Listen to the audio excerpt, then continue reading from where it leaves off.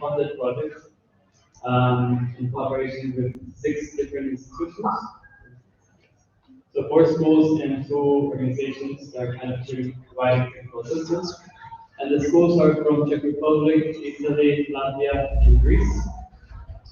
And all the students have participated in 3 journalistic clubs in each of the schools, and they have participated with different journalistic pieces. And this is the final stage of the competition.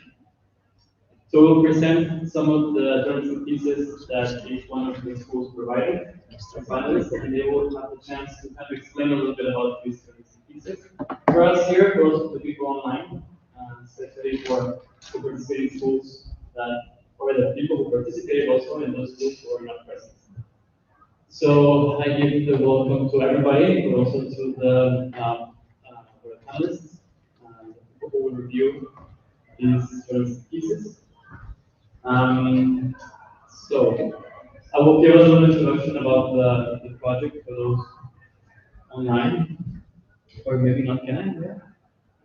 Maybe not. I actually did it already, but I don't want to deal with their technical things which they took them a while to get there. So how should we proceed? Introduction of website is not possible right now, Yes. as far as we understood.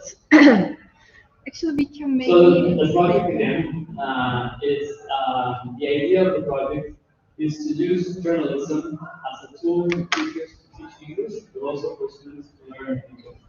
So while writing journalistic pieces, the idea is that students can improve their skills for writing, but also to be more aware of the information they receive, what they produce, how to be more literate regarding media around them. 7% of the youth in Europe consumes news through social media. And this is a good and bad thing. Good because everything's right in the minute when it's produced, but bad because there's a lot of misinformation. So learning about journalism also helps to identify some possible news that might not be well made, or that the sources are not the ideal ones. And at the same time, it allows students to improve their skills for writing, especially in English, but also to have more contact with students from other schools in other countries. So to promote the values of the EU and to have bridges to different students of the youth throughout the EU. That's basically the essence of the project. And now, maybe we should start by presenting the journalistic pieces. Now, a personal welcome from Sicily, which is the region where we are holding it is a very important conference for Open, and we are hosting our colleagues, and of course Italy is one of the countries who has contributed to the project. And before starting introducing the jury, I'd like to tell you the subjects, the topics the children have been writing about. Okay, we have had some articles about sustainability, artificial intelligence, and then quality of education, good health and well-being, peace and justice, climate action, and gender equality. So our students, the students involved in the project, basically have written articles choosing one of these very important topics. And the jury that is going to assess the articles is made up of the two countries which have not students because they are organizations being part of the consortium. And I mean the teachers from Turkey and Austria that are going to introduce themselves in a few seconds. And we also have a group of teachers which we are hosting here in Sicily, in the Shadow University. And these kind ladies are from Norway. So I give the floor to them so that they can introduce themselves.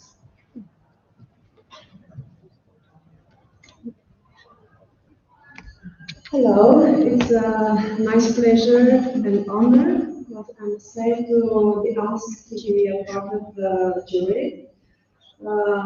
Actually, with all of us, we are teacher of languages, teacher of English. I teach both English, French, and Norwegian. And my colleagues as well, they are quite competent in order to assess a piece of paper, a piece of text. So it will be in good hands, I suppose. So my name is Mikaela Edström. I'm the coordinator from the Norwegian team. And I will pass my microphone to my colleagues to present themselves. Hello, my name is Steve, and I'm also a teacher in several different subjects, but English and literature is one of them, and I'm trying to learn Spanish. Hello, my name is Sigrid, I teach English as well. My name is Aya, and I teach English and several other subjects. Thank you. A round of applause for the speaker. Thank you. So I think now we can maybe proceed with the students maybe want to share a little bit about the articles they wrote. We can start in alphabetical order. So you can go first. You guys want to talk a little bit about the journalistic issue period? No. Yes, we are. Yes, it is. Okay. So, something about the article, you have to write it. Reading. Okay.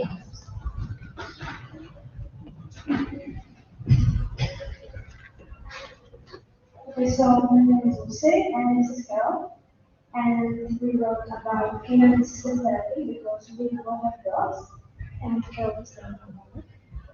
So the thing that inspired us was that both of dogs, and we are really interested in between humans and dogs.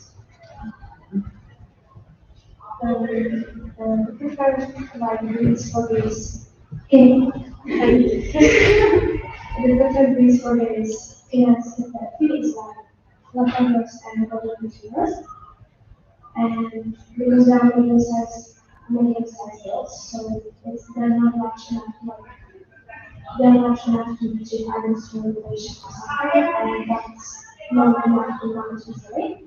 And we both suffered from social anxiety, and because of our dogs, we're more confident and we can social interaction, we handle the social interactions more with our dogs.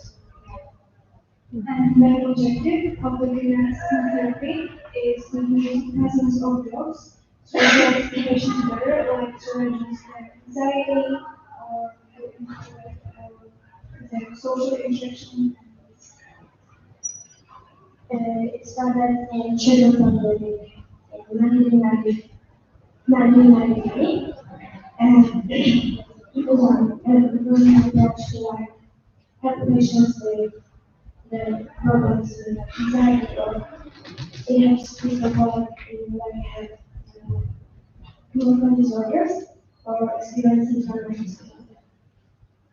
I think that's all, and thank you for the attention. Thank you, friends. And now it's the turn of our students from last year. Would you like to come on and tell us something about the article, the reason why you chose this topic, how you managed to write it, and the next course? My name is Marta, and my name is Summer. We wrote artificial intelligence because we face it every day, and it's a big topic in the world. I hear it more than global warming, actually. And as we know, artificial intelligence is a good and bad thing. It's good for healthcare and other things. It's going to get more knowledge and help more people. The bad thing about it is that other people might lose their jobs because artificial intelligence can take over. It's a big problem in schools too. In schools, in fact, every time I'm in a class, some student is using application of ChatGPT with their homeworks or cheating in class, writing their essays from ChatGPT, whatever application of artificial intelligence, and they don't have to work hard. They can just write in some words that they need to know. It will write it for you, but it's a bad thing because it makes you dumber and it makes you fail and it makes you weaker because you don't use all your potential. And a lot of teachers didn't think about artificial intelligence because some are like, yeah, it could be, it exists or not. They don't really care. Some are like, yes, it's a good thing, and some are like, no, it shouldn't be. Yeah, in the end, I think it's a bad thing. No, I don't think it's really. I think it's good when you use it for the little things in life to see what weather you will have today or something like that, but not to do your work for you. I personally think it's a good thing, but with a limit. You can use it for some important stuff, but not all the time. You can't use it right. Yeah. Thank you.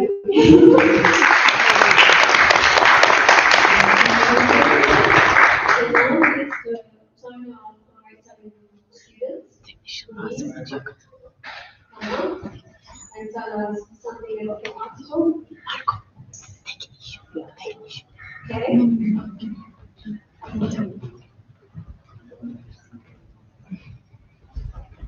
Good morning, I'm Andrea, she's Silvia.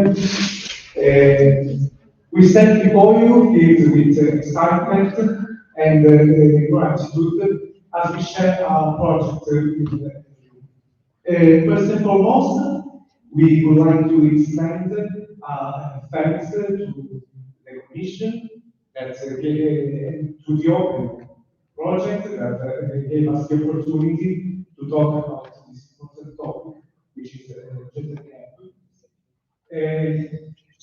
We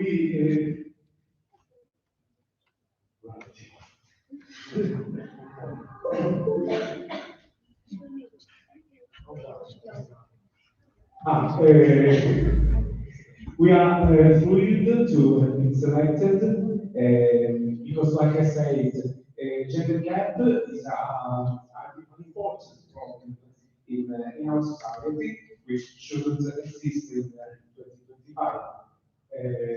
But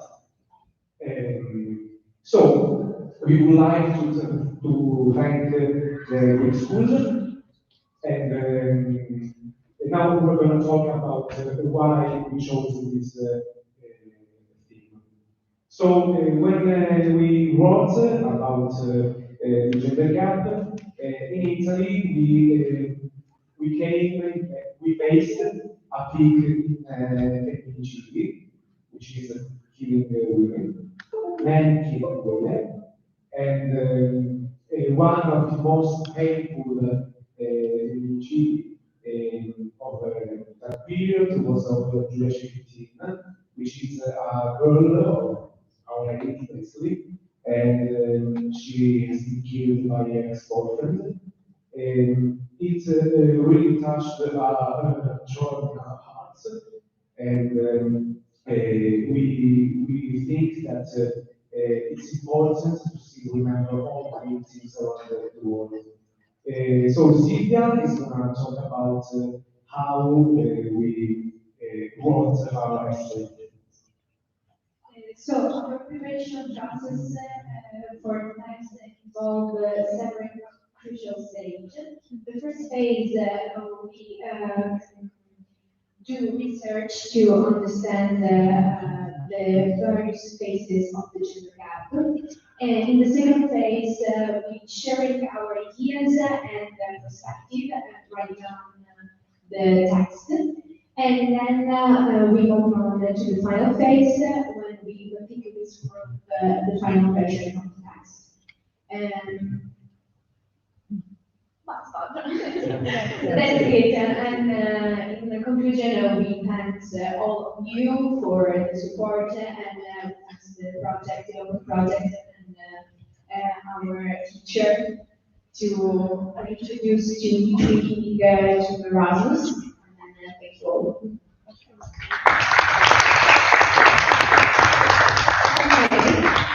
Now, the students are introduced.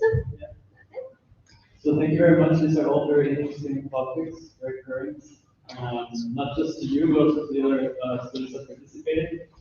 I mean, you made it to the final step, but there were a lot of participants, so congratulations. Now I think we do need to allow the teachers to go to the articles to evaluate, and we will take a little time for that, also for the people online. Unfortunately, because of technical issues, our three finalists are not going to be able to present their point of view or why, but they will be evaluated also, and maybe later on when we have back the system, maybe they can also take part in the presentation. But for now, we take some minutes, we evaluate, and then we come back for the final results.